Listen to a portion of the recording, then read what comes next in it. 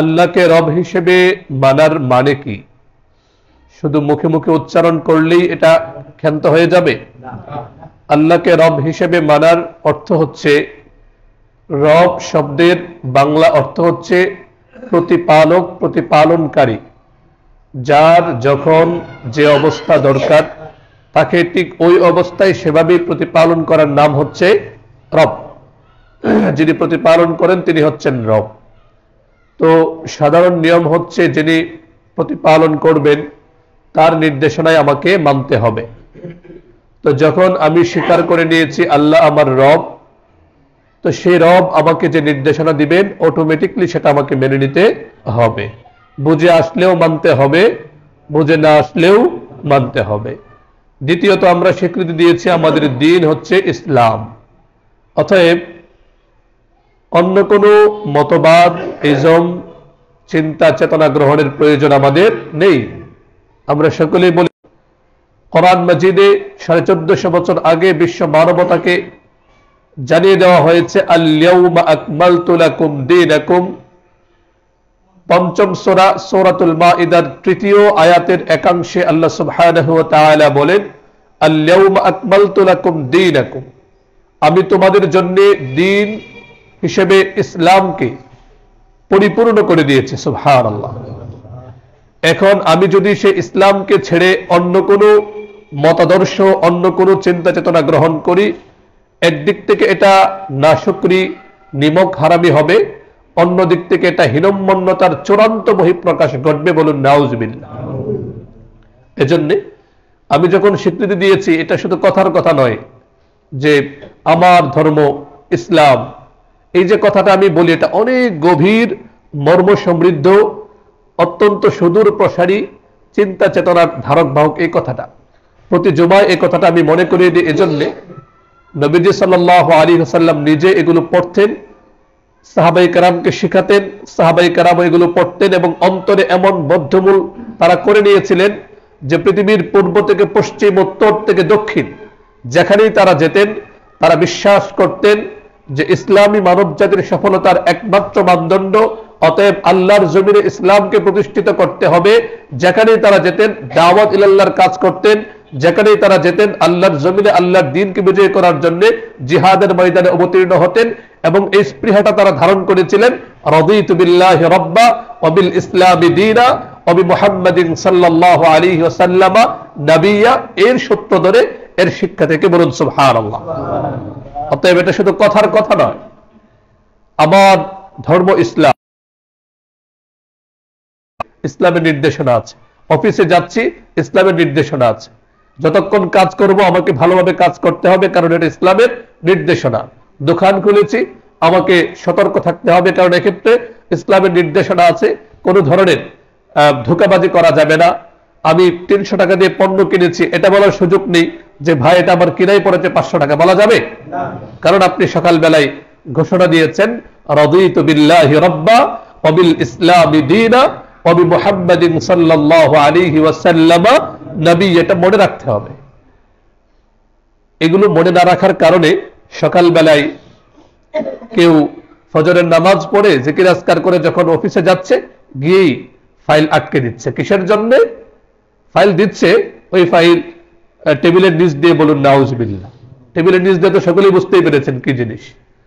মানে একটু আগেই সে কোরআন পড়ে গিয়েছে, সে বলেছে রাদিতু বিল্লাহি রাব্বা ওয়া বিল ইসলামি দীনা ওয়া বি মুহাম্মাদিন সাল্লাল্লাহু আলাইহি ওয়াসাল্লাম নবিয়্যা। কিন্তু যখন সে দোকান খুলতে গেল, সেখানে গিয়ে সে মিথ্যা বলে ফেলেছে। তার মানে সে ইসলামের মৌলিক যে স্পিরিট, এটা সে ধারণ করেনি। তো এগুলো শুধু কথার কথা নয়। প্রত্যেকদিন সকালবেলায় যখন আমরা ঘুম থেকে জাগ্রত হব, ফজরের সালাত আদায় করব, যখন ঘর থেকে বের হব, আমাদের চিন্তায় চেতনায় বিরাজমান থাকবে আমার রবকে আল্লাহ। অতএব সেই রবের অবাধ্যতা আমার করা যাবে না, রব অসন্তুষ্ট এমন কাজ আমার করা যাবে না। এমনি ভাবে আমার দিন, আমার ধর্ম হচ্ছে ইসলাম, অতএব ইসলামের নির্দেশনা আমাকে মেনে চলতে হবে। সর্বশেষ আমরা বলি ওয়া বি মুহাম্মাদিন সাল্লাল্লাহু আলাইহি ওয়াসাল্লাম নবিয়্যা। নবীজি সাল্লাল্লাহু আলাইহি ওয়াসাল্লাম আমার নবী, আদর্শ। অতএব তার আদর্শের বাইরে দুনিয়ার কোনো চিন্তা চেতনা বা অন্য কোনো কালচার আমাকে গ্রহণ করা যাবে? যাবে না। তো আমরা সকলেই জানি যে বছরের শেষ দিকে আমরা অবস্থান করছি। আজ 27শে ডিসেম্বর, কয়েকদিন পরেই 2025 শুরু হয়ে যাচ্ছে। কথাগুলো প্রত্যেক বছর আমাদের স্মরণ করতে হয়, স্মরণ করিয়ে দিতে হয়। এজন্যে এই যে বছরের শেষ যে রাত্রটা, যেটাকে আমরা 31st নাইট বলে জানি, এই দিন অনেকের চেতনায় এটা বিস্তৃত হয়ে যায়, ভুলে যায় যে সে কি মুসলমান, না সে কি ইসলামকে ধারণ করে নাকি অন্য কিছু, ঠিক কিনা? আমাদের সমাজের বিশেষ করে বয়সী তরুণরা পারিবারিক শিক্ষার অভাবে হোক বা শাসনের অভাবে হোক, তারা এমন কিছু কালচার তারা সেদিন ধারণ করে, এমন কিছু চিন্তা চেতনা, এমন কিছু কাজ করে যেটা ইসলামের সঙ্গে কোনোভাবেই যায় না। দরকার তো ছিল বছরের শেষ আল্লাহ সুবহানাহু ওয়া তাআলার কাছে তওবা করা, ইস্তেগফার করা, নতুন বছর যেন নব অভিযাত্রায় ঈমান আমলের সঙ্গে সে যেন অগ্রসর হতে পারে, সেটা বাদ দিয়ে এমন এমন কাজ সে শুরু করে যে কাজগুলোর সঙ্গে ইসলামের কোনো সম্পর্ক তো নেই, বরং এই কাজের কারণে প্রতি মুহূর্তে আল্লাহ সুবহানাহু ওয়া তাআলার পক্ষ থেকে লানত, অভিশাপ আসে। বলুন নাউজুবিল্লাহ। বারবার স্মরণ করে দেওয়ার পরেও কেন জানি এক শ্রেণীর অভিভাবক তারা এত অসচেতনতার পরিচয় দেন, যেটা আসলে হৃদয় রক্তক্ষরণ ঘটায়। এই পরিমাণ আতশবাজি, এই পরিমাণ আওয়াজ দিয়ে গান বাজনা করে যে নিষ্পাপ বাচ্চাদের যে কি পরিমাণ কষ্ট হয়। দেখুন, ইসলাম যে যে বিধানগুলো দিয়েছে, আমরা যদি গভীরভাবে একটু অনুসন্ধান করি বা গবেষণা করি, দেখব প্রত্যেকটা বিধান কখনো এমন খুঁজে আপনি পাবেন না যে বিধানের কারণে আরেকজনের কষ্ট হবে, এটা ইসলাম বরদাস্ত করে না। দেখুন, জামাতে নামাজ পড়া অত্যন্ত গুরুত্বপূর্ণ একটা আমল, ঠিক কিনা? রাসূলুল্লাহ সাল্লাল্লাহু আলাইহি ওয়াসাল্লাম জীবনের শেষ মুহূর্ত পর্যন্ত তিনি জামাতের সঙ্গে নামাজ আদায়ের ব্যাপারে গুরুত্ব আরোপ করেছেন, নিজেও সেটার উপর আমল করে দেখিয়েছেন। কিন্তু সেই নবীজি সাল্লাল্লাহু আলাইহি সাল্লাম বলেছেন, যদি কেউ কাঁচা পেঁয়াজ খায়, মানে কাঁচা পেঁয়াজের মাধ্যমে মুখ থেকে দুর্গন্ধ আসে, কারো শরীরে দুর্গন্ধ হয়, তো নবীজি সাল্লাল্লাহু আলাইহি সাল্লাম বলছেন তুমি জামাতে আসবে না। কেন? কারণ তোমার কারণে আর 10 জনের কষ্ট হবে। যে ইসলামের একটা গুরুত্বপূর্ণ বিধান, সেক্ষেত্রে নবীজি সাল্লাল্লাহু আলাইহি সাল্লাম তাকে সতর্ক করছেন যেন অন্যের কষ্ট না হয়। তো সেই জায়গায় 31st নাইটে আয়োজন করে অন্যের জীবনকে সেখানে বিপন্ন করা হচ্ছে, একেবারে অস্থির করে তোলা হচ্ছে, কোনোভাবেই ঘুমানো যাচ্ছে না। তো এটা যে কি পরিমাণ ভয়াবহ হতে পারে, একটা সমাজ, একটা রাষ্ট্র ধ্বংস হওয়ার জন্য, আল্লাহর পক্ষ থেকে অভিশাপ আসার জন্য আর কোনো কিছুর প্রয়োজন নেই। বলুন নাউজুবিল্লাহ। বেশ কয়েক বছর আগে তো একটা বাচ্চা মারাই গিয়েছিল, আপনারা মিডিয়ায় দেখেছেন, যে এমন তীব্র আওয়াজে আতশবাজি ফোটানো হচ্ছিল যে একটা বাচ্চা রীতিমতো সে সহ্য করতে না পারে মারা গিয়েছে। বলুন নাউজুবিল্লাহ। আর এমন একটা বিধ্বস্ত, নোংরা, অমানবিক সমাজে আমরা বসবাস করি, যে সমাজে পরের দিন পত্রিকায় বা কয়েকদিন পরে পত্রিকায় দেখি যে যেখানে বলার দরকার ছিল যে আতশবাজি এটা খুবই নিন্দনীয় কাজ, সেটা না বলে পত্রিকার আমরা দেখেছি পত্রিকায় যে কি পরিমাণ অমানবিক, অসচেতন হতে পারে। একজন বিচারক বলেছে ওই বাবা মা কেমন অসচেতন। বলুন নাউজুবিল্লাহ।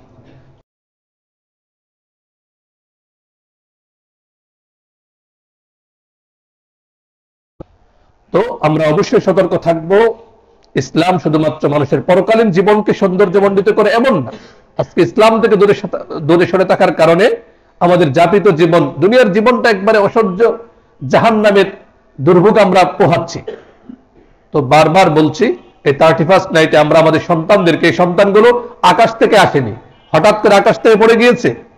প্রত্যেকটা অভিভাবক যদি সতর্ক হন যে আমার ছেলে যেন ওই দিন কোনো এমন কাজে না জড়ায় যেটা অন্যের কষ্টের কারণ হয়। আমরা পারবো না ইনশাআল্লাহ?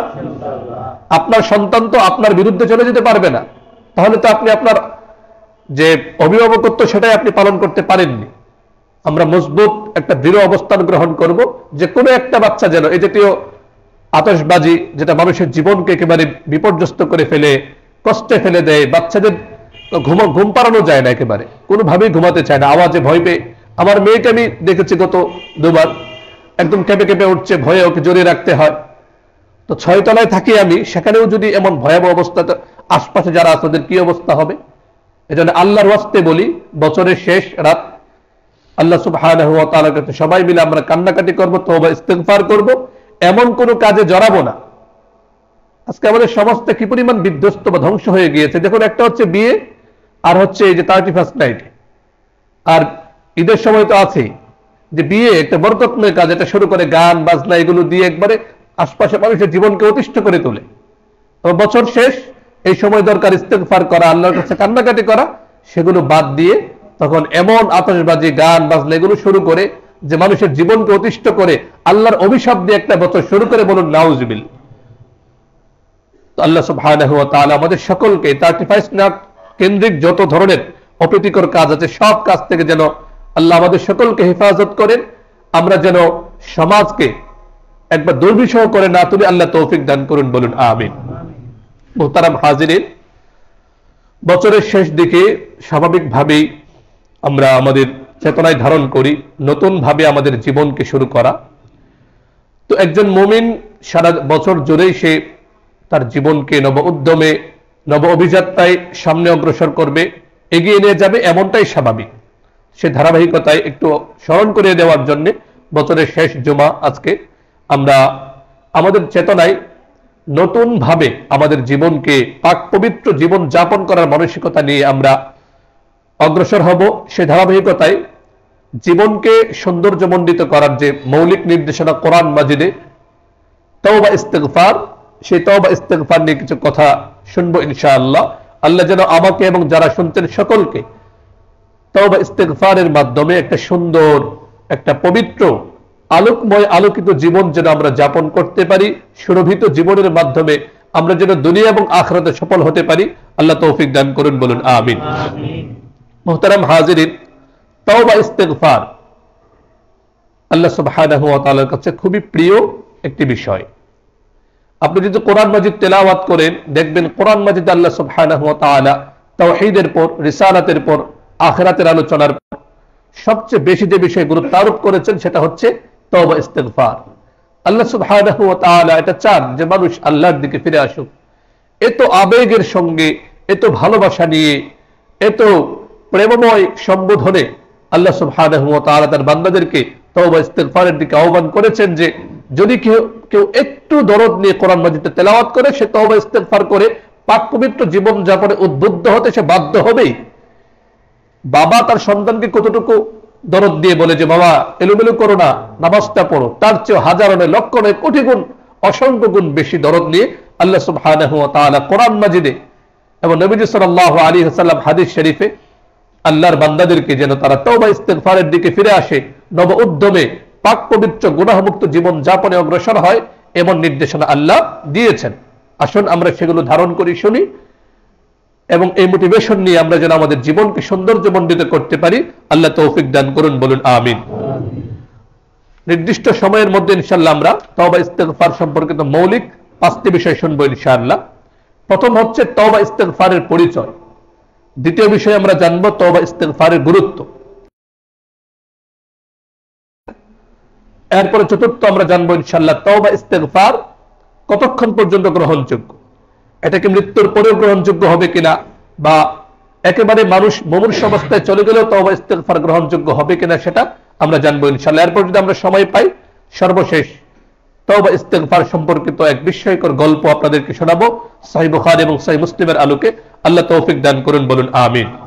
খুব মনোযোগ সহকারে আমরা শুনবো। 5টা পয়েন্ট। প্রথম পয়েন্ট হচ্ছে তওবা ইস্তিগফারের পরিচয়, দ্য আইডেন্টিটি অফ তওবা ইস্তিগফার। তওবা ইস্তিগফারের পরিচয়টা কি? কোরআন মাজিদে যে আল্লাহ বারবার তওবা করার কথা বলেছেন, ইস্তিগফারের কথা বলেছেন, এটার মানে কি? তওবা আরবি শব্দ আত-তাওবা, শাব্দিক অর্থ হচ্ছে ফিরে আসা।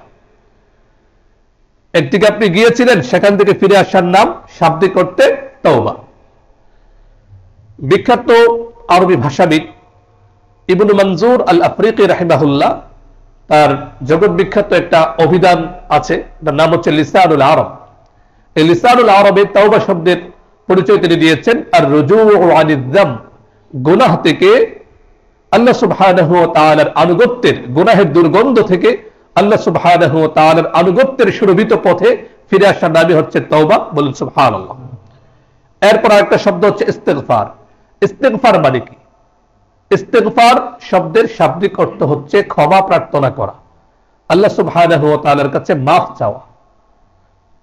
এখান থেকে শব্দ থেকে বুঝে আসে যে সব ধরনের গুনাহ থেকে আল্লাহ সুবহানাহু ওয়া তাআলার কাছে ক্ষমা চাওয়ার নামই হচ্ছে ইস্তেগফার। তাহলে তওবা এবং ইস্তেগফার শব্দের যে মর্ম, এটা কি খুব ভিন্ন নাকি একই?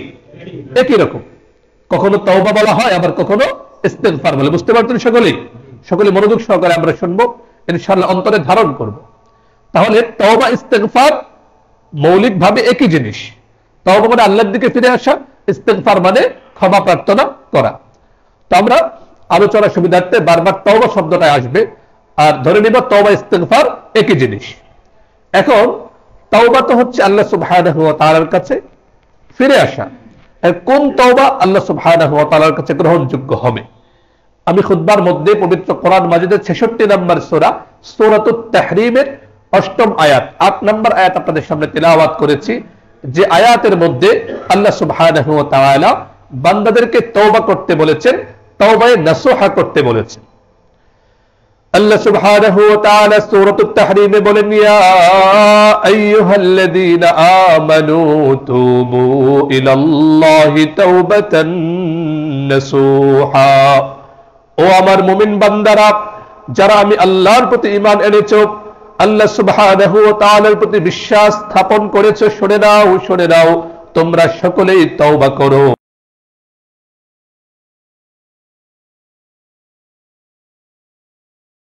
তওবায়ে নাসুহা কি জিনিস? তওবাটা ওই সময় আল্লাহর কাছে গ্রহণযোগ্য হবে যদি তওবাটা হয় তওবায়ে নাসুহা। কি হয়? তওবায়ে নাসুহা। আমাদের সমাজে তওবায়ে নাসুহার ব্যাপারে অনেক বিভ্রান্তিমূলক গল্প ছড়ানো আছে, যেগুলোর সঙ্গে আসলে সুন্নাত হাদিসের কোনো সম্পর্ক নেই, তাফসীরের কোনো সম্পর্ক নেই। অনেকে অনেক গল্প বলে এক ব্যক্তির নাম ছিল নাসুহা, সে এমন তওবা করেছিল। এগুলো ভুয়া বানোয়াট, পড়াশোনা যারা করেন না উল্টাপাল্টা কথা বলে।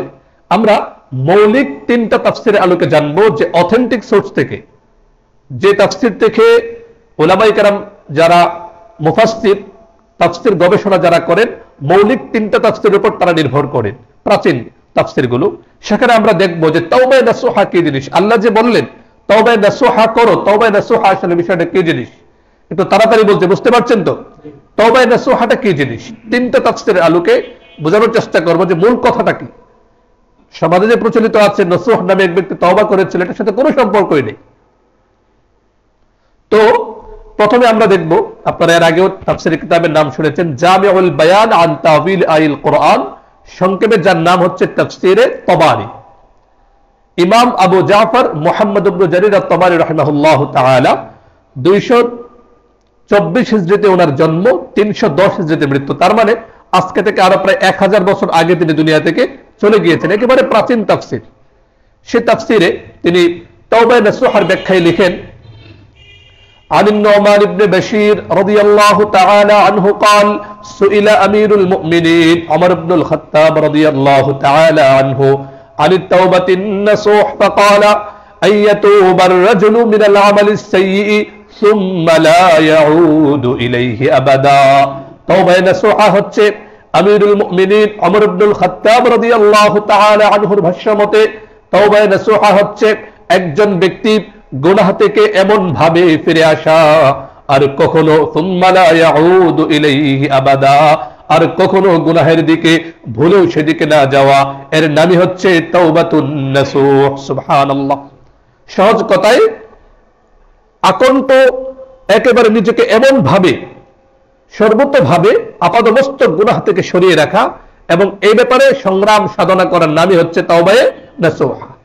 দ্বিতীয় যে তাফসীর গ্রন্থ, প্রসিদ্ধ তাফসীর গ্রন্থ আল জামি' লিআহকামিল কোরআন আল মুবাইয়িন লিমা তাযাম্মানাহু মিনাস সুন্নাতি ওয়াল ফুরকান, বড় নাম, সংক্ষেপে এটাকে বলা হয় তাফসীরে কুরতুবী।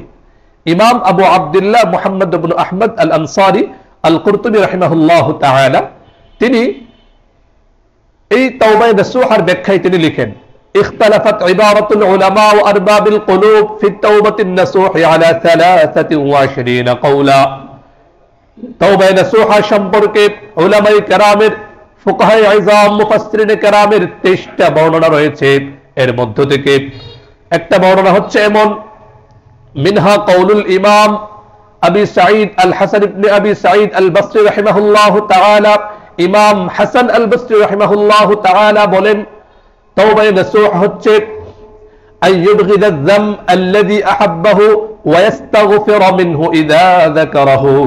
তাওবায়ে নাসুহ হচ্ছে একজন ব্যক্তি আগে যে গুনাহটা করত সেটার প্রতি সর্বোচ্চ ঘৃণা রাখবে। একটা গুনাহে সে লিপ্ত ছিল, এরপর সে গুনাহ থেকে ফিরে এসে আইয়ুবগিদা যাম আল্লাযী কানা আহাব্বা, যে গুনাহটাকে সে ভালোবাসতো এখন সে গুনাহকে সম্পূর্ণ ঘৃণা করবে। ওয়া ইস্তাগফির মিনহু ইযা যাকারাহু, যখনই গুনাহের কথা মনে হবে সঙ্গে সঙ্গে আস্তাগফিরুল্লাহ পড়বে। এটাই হচ্ছে তাওবায়ে নাসুহা। সুবহানাল্লাহ। সর্বশেষ আমরা তাফসীর ইবনে কাসির, যেটা আমাদের প্রায় অনেকের কাছে আছে, এখানে উনি আরো চমৎকার করে একদম বিস্তারিত তাওবায়ে নাসুহ বা আল্লাহর কাছে গ্রহণযোগ্য তওবার একটা সুন্দর ডেফিনেশন, পরিচয় তিনি এখানে উল্লেখ করেছেন। কি বলেন? قال الحافظ ابو الفداء عماد الدين اسماعيل بن عمر بن كثير رحمه الله تعالى قال لولا التوبة النصوح أن يقلع عن الذنب في الحاضر ويندم على ما سلف منه في الماضي ويعزم على أن لا يفعل في المستقبل। توبة نصوحا আল্লাহ সুবহানাহু ওয়া তাআলার কাছে গ্রহণযোগ্য তওবা ওই সময় হবে যদি তার মধ্যে মৌলিক তিনটা শর্ত পাওয়া যায়। কয়টা শর্ত? তিনটা শর্ত যদি কোনো তওবার মধ্যে পাওয়া যায় তাহলে সেটা হবে তাওবায়ে নাসুহ, আল্লাহর কাছে গ্রহণযোগ্য তওবা। নাম্বার 1, আইয়ুকলিআ আনিদ যামবি ফিল হাজির, বর্তমান সময়ে অর্থাৎ তাৎক্ষণিকভাবে গুনাহটাকে ছেড়ে দিতে হবে। এমন না গুনাহ করছে আবার ইস্তেগফার করছে, বলুন নাউজুবিল্লাহ। এমন মানুষ আমি দেখেছি, হাতে সিগারেট খাচ্ছে আবার হাতে তাসবিহ, বলুন নাউজুবিল্লাহ। সিগারেট খাওয়া এটা কি ভালো মানুষের কাজ হতে পারে বলেন? নিজেকে সে ধ্বংস করছে। অনেকে মাস্টার জিজ্ঞাসা করে যে ভাই সিগারেট খাওয়ার কি হক, তোমার তো পিটানো দরকার। নিজের হাতে নিজেকে ধ্বংস করছে আবার মাস্টার জিজ্ঞাসা করেছে, এটা এক ধরনের ফাইজলামি না? এটা তো জানার কথা সিগারেট খাওয়া কোনো ভালো কাজ, কি বলেন ভালো কাজ? আমি এমন মানুষ দেখেছি যে হাতে সিগারেট, আবার এক হাতে সিগারেট আরেক হাতে তাসবিহ, কি ভয়াবহ অবস্থা। আবার এমনও দেখেছি যে দোকানে বসে বসে টিভি দেখছে আবার হাতের মধ্যে তাসবিহ, বলুন নাউজুবিল্লাহ। ফার্সি কবি বড় সুন্দর বলে, সাবহা বরকাফ তওবা বরলব দিল পরা যাওকে গুনাহ মাসিয়াত রা খান্দা আয়াত বর ইস্তিগফারে বা। উনি সুন্দর করে আমাদের অবস্থা, যারা হাতে তাসবিহ নিয়ে মুখে সিগারেট রাখে বা গুনাহ করছে, তিনি বলেন সাবহা বরকাফ, সাবহা মানে তাসবিহ, হাতে তাসবিহ, তওবা বরলব মুখে তওবা তওবা ইস্তিগফার করে, দিল পরা যাওকে গুনাহ, দিলের মধ্যে গুনাহের কামনায় ভরপুর। এরপর কবি বলেন মাসিয়াত রা খান্দা আয়াত বর ইস্তিগফারে, আমরা যে ইস্তিগফার করছি এটা দেখে গুনাহ স্বয়ং হাসে, বলুন নাউজুবিল্লাহ। এক ধরনের ফাইজলামি কিনা? এজন্য প্রথম শর্ত হচ্ছে আইয়ুকলিআ আনিদ যামবি ফিল হাজির, তাৎক্ষণিকভাবে মানে বর্তমান সময়ে তাকে গুনাহটাকে সম্পূর্ণ ছেড়ে দিতে হবে।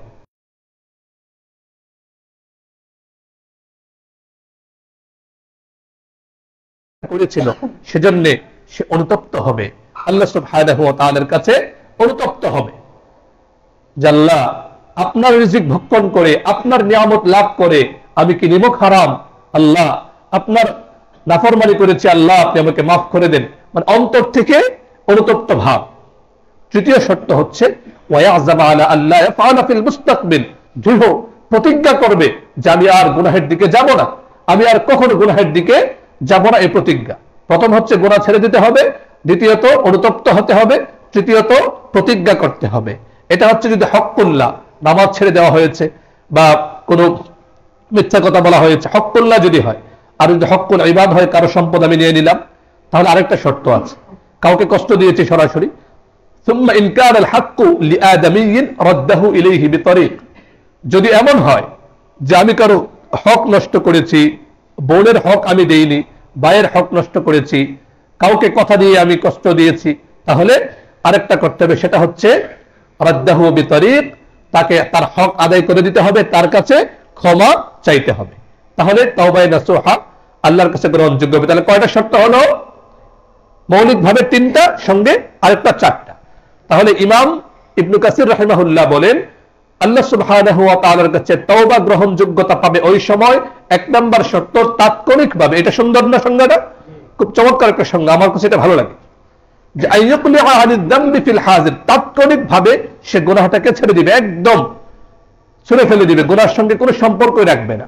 দ্বিতীয়, ওয়ান্দামা আলা মা সালাফা মিনহু ফিল মাযি, আল্লাহর দরবারে অনুতপ্ত হয়ে রাতের নিশতি প্রহরে সবাই যখন ঘুমিয়ে থাকবে সে আল্লাহ সুবহানাহু ওয়া তাআলার কাছে দোয়া করবে, কান্নাকাটি করবে।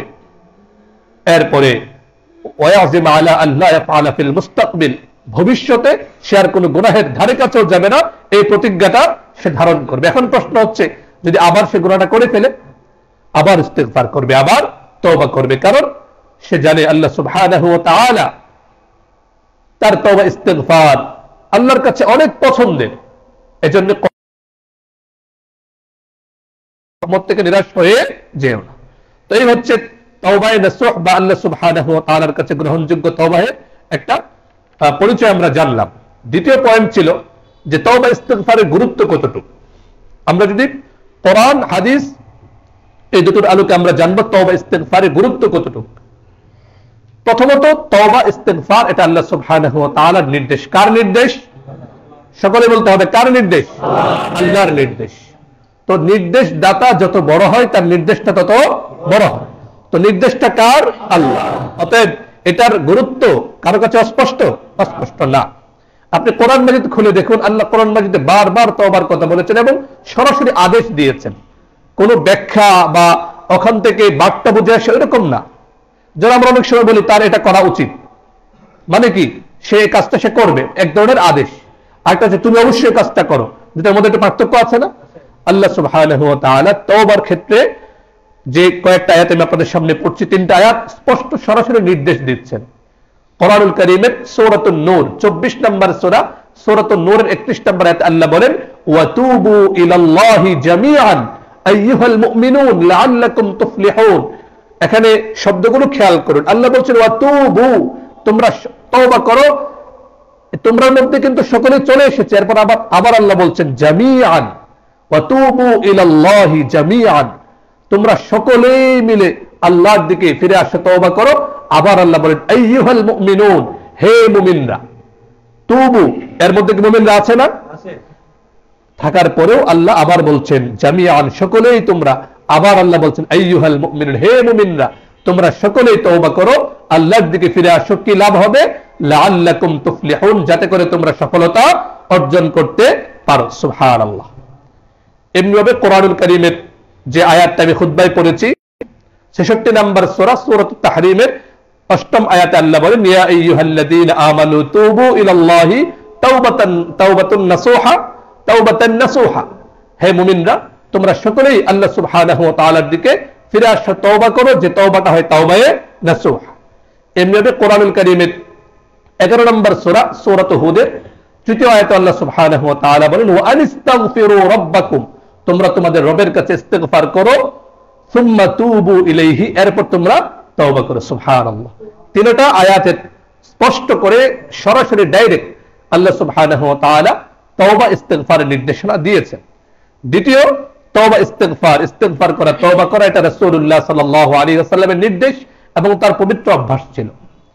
সহিহ মুসলিম শরীফের 2702 নম্বর হাদিস, আগর ইবনে ইয়াসার আল মুজানি রাদিয়াল্লাহু তাআলা আনহু বলেন, নবীজি সাল্লাল্লাহু আলাইহি ওয়াসাল্লাম ইরশাদ করেন, ইয়া আইয়ুহান নাস তুবু ইলাল্লাহি ওয়াস্তাগফিরু ফাইন্নী আতুবু ফিল ইয়াউমি 100 মাররা, হে মুমিনরা, হে মানুষ, তোমরা আল্লাহর কাছে তওবা করো, ইস্তিগফার করো। কেন? কারণ তওবা ইস্তিগফার আল্লাহর প্রিয়। আমি মুহাম্মদ সাল্লাল্লাহু আলাইহি ওয়াসাল্লাম নিষ্পাপ, আমার কোনো গুনাহ নেই। নিষ্পাপ হওয়া সত্ত্বেও আল্লাহর কাছে যেহেতু প্রিয়, সেজন্য আমি আল্লাহর ভালোবাসা পাওয়ার লক্ষ্যে দৈনিক 100 বার ইস্তিগফার করি। সুবহানাল্লাহ। তওবা করে 100 বার। এরপরে এই তওবা ইস্তিগফার মানব সৃষ্টির অন্যতম একটা লক্ষ্য।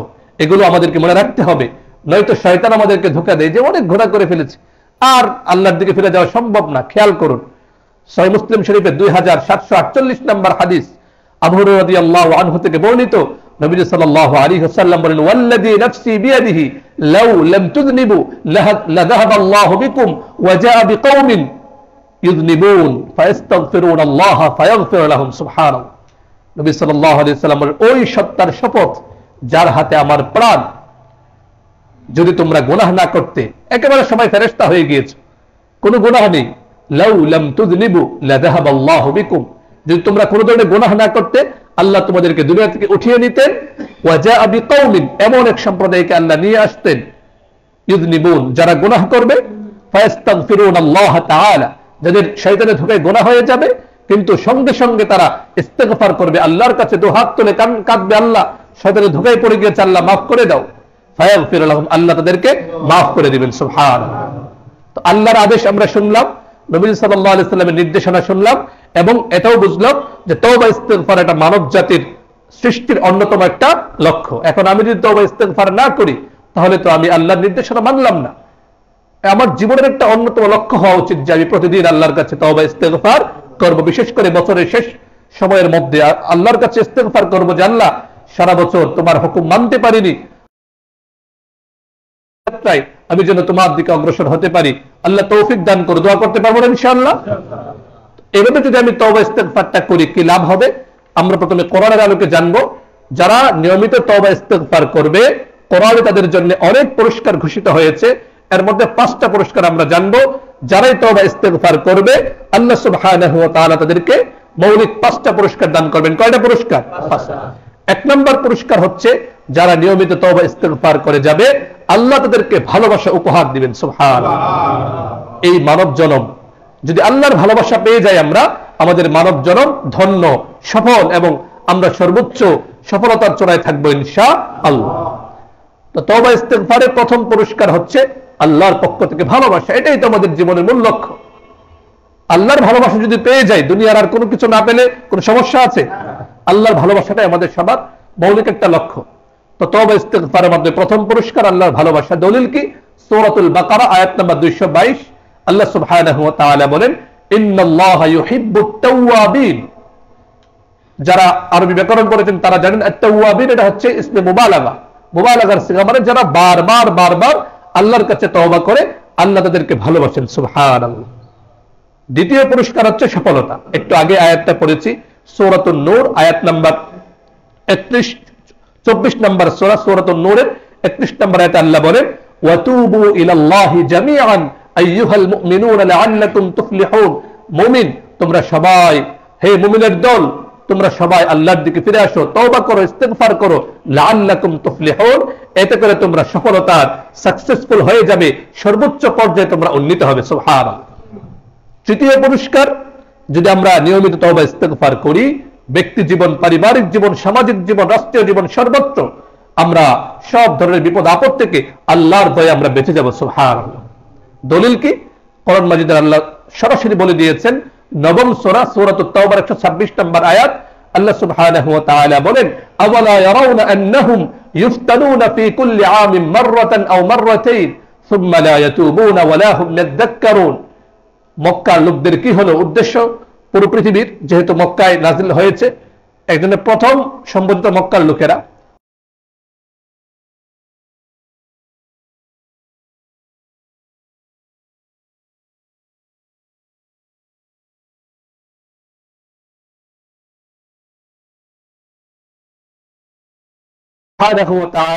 তাদেরকে বিপদ আপদ থেকে বের হওয়ার, বিপদ থেকে মুক্তির একটা পথ আল্লাহ বের করে দিবেন। সুবহানাল্লাহ।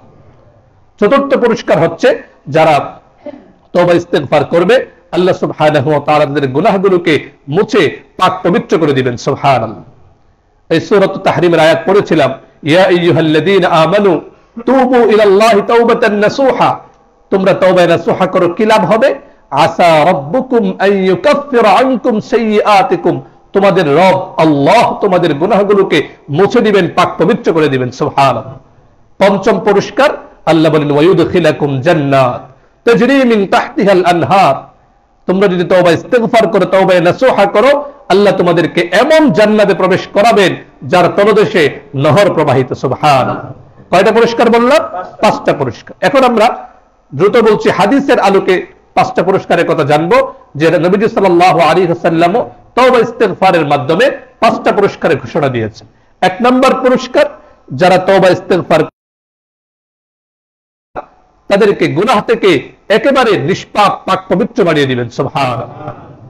সুনান ইবনে মাজার বর্ণনা হাদিস নাম্বার 4250 নম্বর হাদিস, আব্দুল্লাহ ইবনে মাসউদ রাদিয়াল্লাহু আনহু বলেন, নবী সাল্লাল্লাহু আলাইহি ওয়াসাল্লাম ইরশাদ করেন, আত-তাইবু মিনাজ যামবি কামান লা যামবা লাহু, যে গুনাহ থেকে তওবা করলো, আল্লাহর দিকে ফিরে আসলো, কেমন যেন তার কোনো গুনাহই নেই। সুবহানাল্লাহ।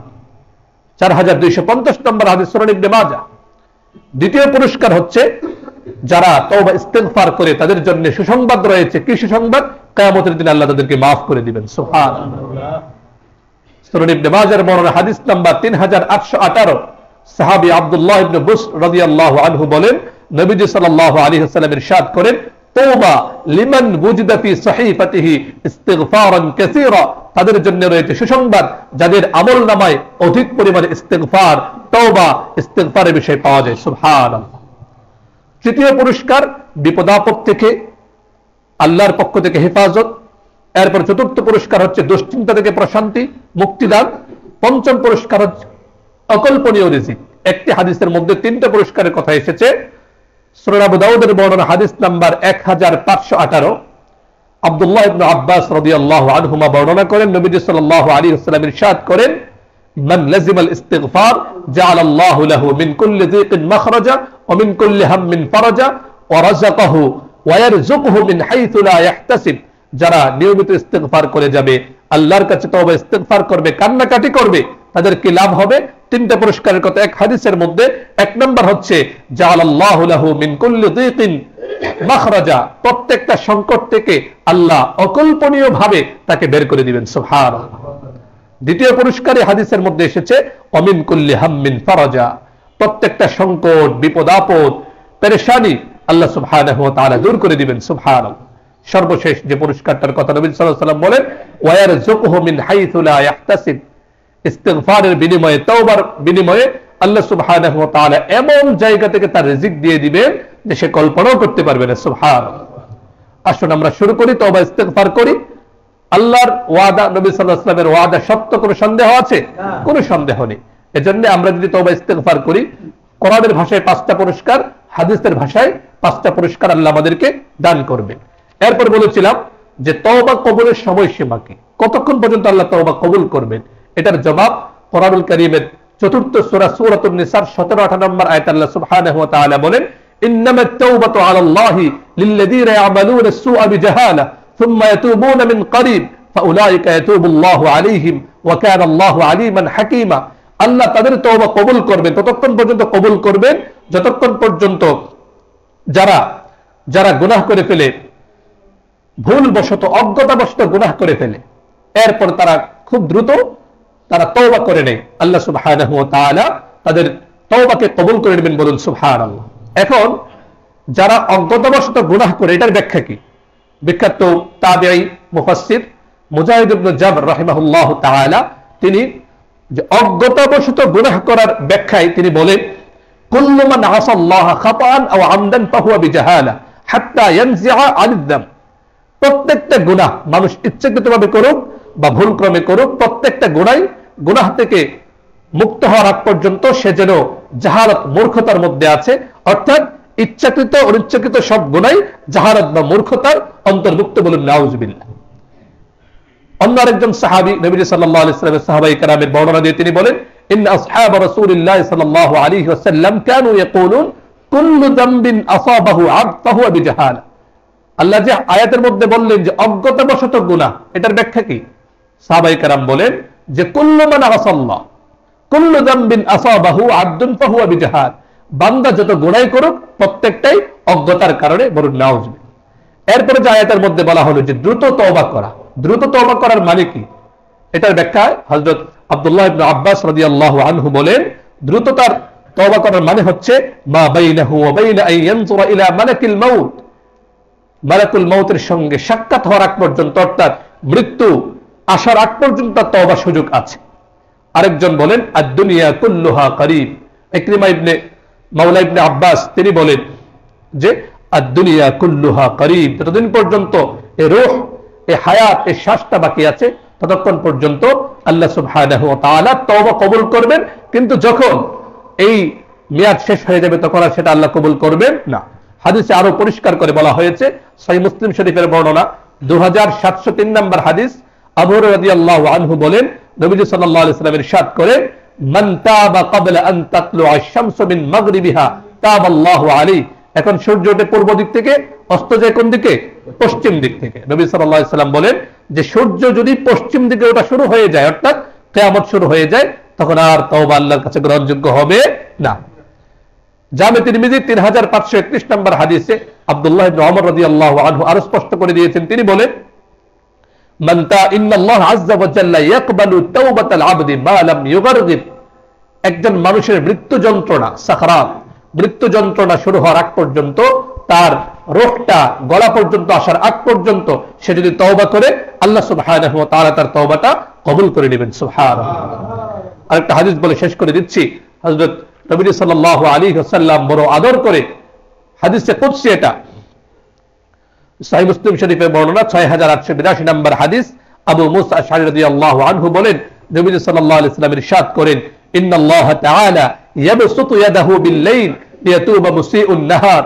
আল্লাহ সুবহানাহু ওয়া তাআলা প্রত্যেক দিন তার ক্ষমার মাগফিরাতের হাতকে প্রসারিত করেন রাতের বেলায়, যেন দিনের বেলায় যারা গুনাহ করেছে তারা যেন আল্লাহ সুবহানাহু ওয়া তাআলার দিকে ফিরে আসে, তারা যেন তওবা করে। বলুন সুবহানাল্লাহ। ওয়া ইয়াতুবা ওয়া ইয়াবসুতু ইয়াদাহু বিন-নাহার লিয়াতুবা মুসিউল লাইল। দিনের বেলাও আল্লাহ তার ক্ষমার হাতকে প্রসারিত করে রাখেন, যেন রাতের বেলায় যারা গুনাহ করেছে তারা যেন আল্লাহর দিকে ফিরে আসে, তওবা ইস্তিগফার করে। এই যে ধারাবাহিকতা কতদিন চলবে? হাত্তা তাতলু আশ-শামসু মিন মাগরিবিহা, সূর্য পশ্চিম দিকে উদিত হওয়ার আগ পর্যন্ত, অর্থাৎ কিয়ামতের আগ পর্যন্ত আল্লাহ সুবহানাহু ওয়া তাআলা এই সুযোগটা রেখেছেন যে বান্দা যখনই তওবা করবে আল্লাহ সুবহানাহু ওয়া তাআলা অ্যাকসেপ্ট করে নেবেন, গ্রহণ করে নেবেন। সেটা নিয়ে আমাদের তওবা করতে হবে, ঠিক আছে ইনশাআল্লাহ। বছরের শেষ মুহূর্ত আল্লাহ অভিমুখী হই, আল্লাহর কাছে ক্ষমা চাই। ভুলেও এই 31st নাইট কেন্দ্রিক যত ধরনের অপ্রীতিকর নোংরামি আছে, নিজেরাও বেঁচে থাকবো, আমাদের সন্তানদেরকে খুব সতর্কতার সঙ্গে, খুব ধমকি বাণীর সঙ্গে ওদেরকে আমরা ফিরিয়ে রাখবো, আর পুরোটার সময় আমরা তওবা ইস্তিগফারের সঙ্গে লেগে থাকবো। আল্লাহ আমাদের সকলকে তওবা ইস্তিগফারের মাধ্যমে স্বচ্ছ, পবিত্র, উন্নত আমরা জীবন যাপন যেন করতে পারি, আল্লাহ তৌফিক দান করুন। আমিন।